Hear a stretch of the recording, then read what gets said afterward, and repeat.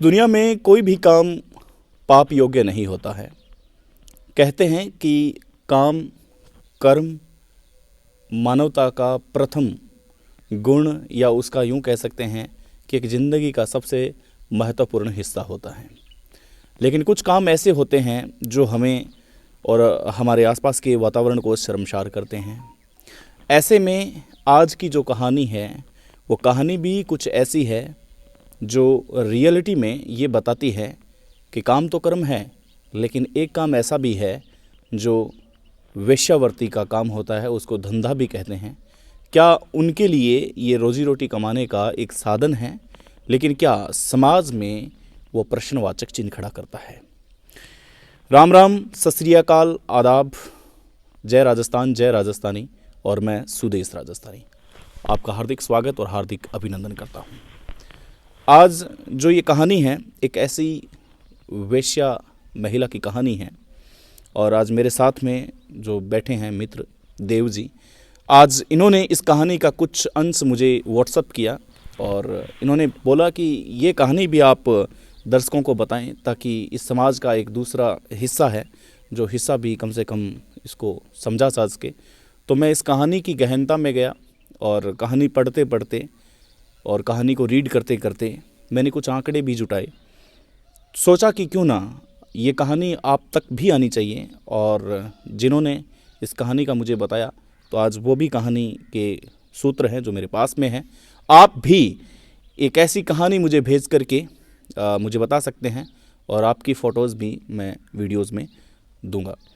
आज की कहानी शुरू होती है जीबी रोड। जीबी रोड की ये कहानी दिल्ली की हर एक रोड जानती है, हर एक गली जानती है। जिस गली के अंदर जीबी रोड का नाम आता हो उसके अंदर तंग गलियां, और वो तंग गलियां चीखती हुई, चिल्लाती हुई, चिकने, हीरो, ऐसे शब्दों से भली भांति याद रहती है उनको। ये उनके कुछ शब्द होते हैं जो महिलाएं जो शब्दों का प्रयोग करती है। आप रैंडमली जीबी रोड से निकलोगे तो इन दो शब्दों से आपको बुलाया जाएगा। सुबह से लेकर के शाम तक वहाँ पर हार्डवेयर और सॉफ्टवेयर की दुकानें सजती है, दुकानें लगती है, लेकिन शाम होते होते, शाम यूँ कह सकते हैं कि शाम का आगाज़ शुरू होते होते वहाँ पर चिकने और हीरो जैसे शब्दों का अनावरण होना शुरू हो जाता है। यहाँ पर यूँ कह सकता हूँ कि मैं देश और विदेश के विभिन्न जगहों से आई वेश्यावृत्ति धंधों के लिए वो तमाम प्रकार की महिलाएं आपको बाहर अपने कोठों से झांकती हुई मिल जाएगी और आपको बुलाती हुई दिख जाएगी, और एक अनसुलझी सी मुस्कुराहट देती हुई दिख जाएगी। कुछ लोगों को ये लगेगा कि क्या चल रहा है। जब आप दिल्ली की उन तंग गलियों से गुजरोगे तो आपको लगेगा कि वेश्यावृत्ति का सबसे बड़ा ठिकाना है।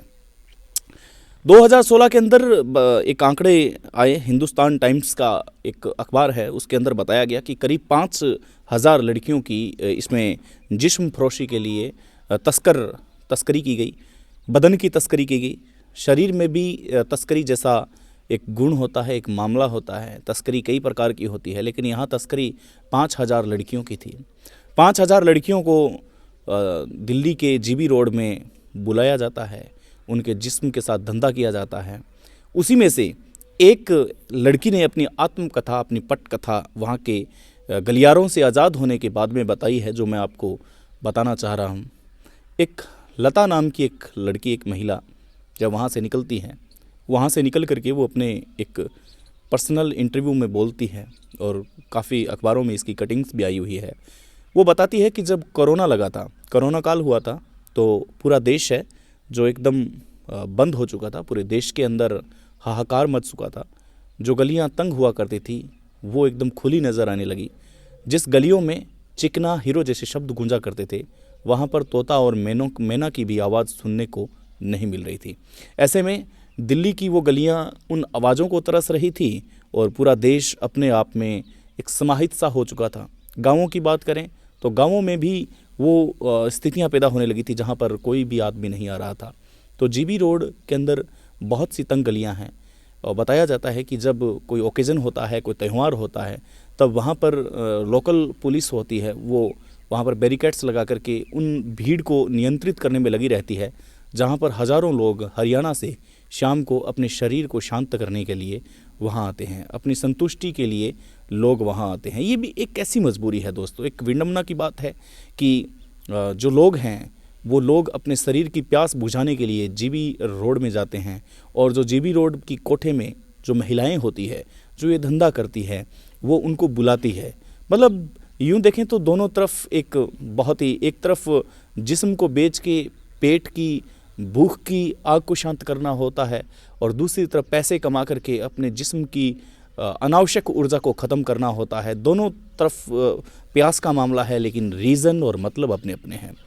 तो लता बताती है कि कोरोना में सारे रास्ते बंद हो गए, सब तरीके से खाना पीना बंद हो गया, धंधे के लिए कोई काम नहीं था। उन्हें बताया गया कि आपके पास चाहे कोई कस्टमर कितना भी अच्छा आए, चाहे वो 5,000 का आए, चाहे 10,000 का आए, लेकिन एक खुलासा किया कि हर एक महिला को जो वेश्यावृत्ति का धंधा करती है, उस महिला को केवल और केवल 500 रुपये का कमीशन मिलता है। आप रात में कितने कस्टमर्स निकालते हो, ये आप पे डिपेंड करता है। एक महिला सामान्य तौर पर अगर मान लीजिए 5 कस्टमर्स को निकालती है तो करीबन 2500 रुपये का उसका धंधा हो जाता है, लेकिन बीच में जो दलाल होते हैं उनकी एक मोटी कमाई हो जाती है।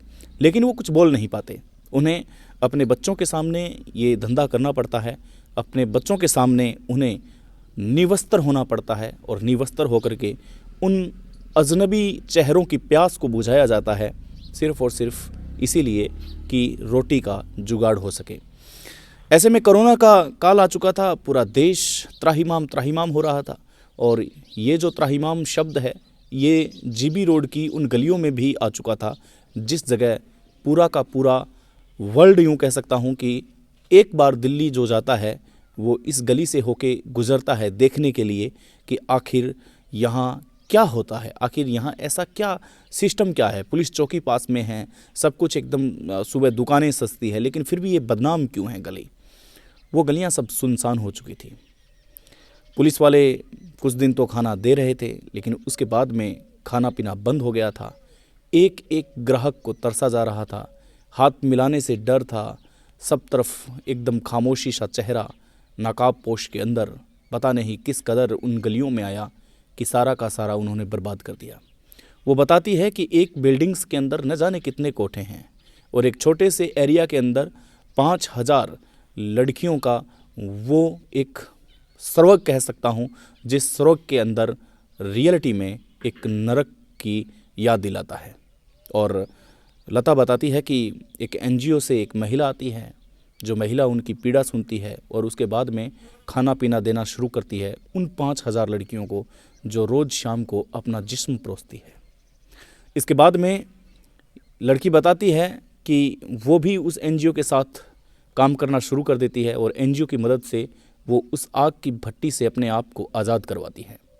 आज़ाद करवाने के बाद में वो बताती है कि किस कदर उन्हें न चाहते हुए भी हंसना पड़ता है एक ऐसे लोगों के सामने जो लोग शराब में धुत होकर के, शराब पी करके अपनी हवस को मिटाने के लिए उस गलियों में आते हैं।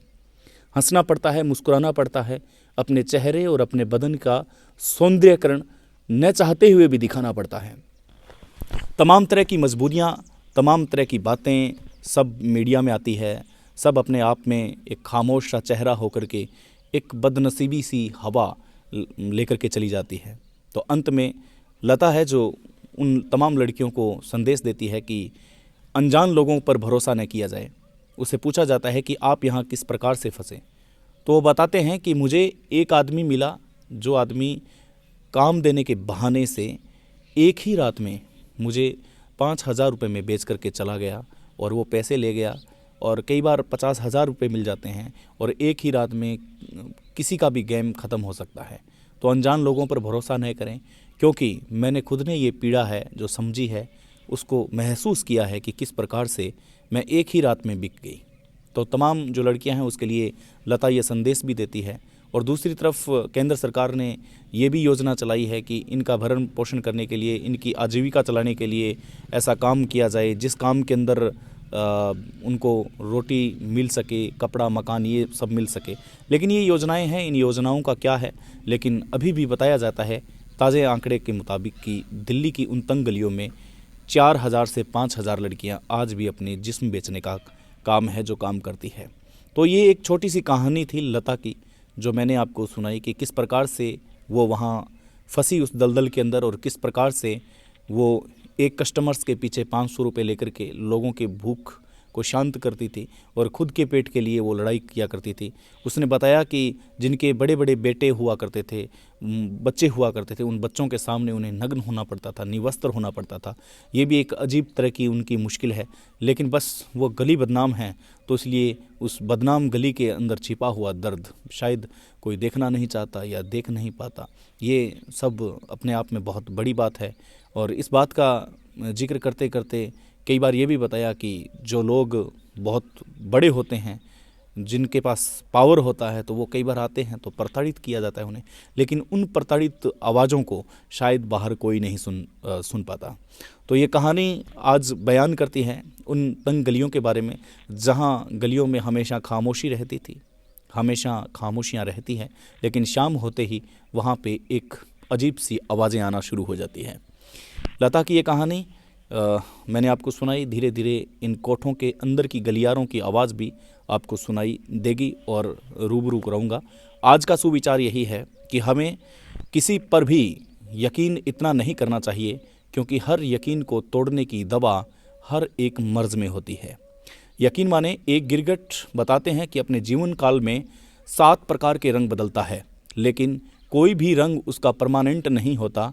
इसलिए न तो कोई पेंट बना है ऐसा जो परमानेंट हो, लेकिन यहाँ पर अगर आपका कोई मित्र सच्चा है, अगर आपका कोई मित्र परमानेंट है, तो वो आप स्वयं हैं। क्योंकि अगर आपने अपने आप को स्वयं को मित्र नहीं बनाया, तो दूसरे शरीर में आपको मित्रता तो नज़र आएगी, लेकिन सच्चा मित्र उसमें आप कभी नहीं देख पाएंगे। नमस्कार, जय हिंद, जय भारत।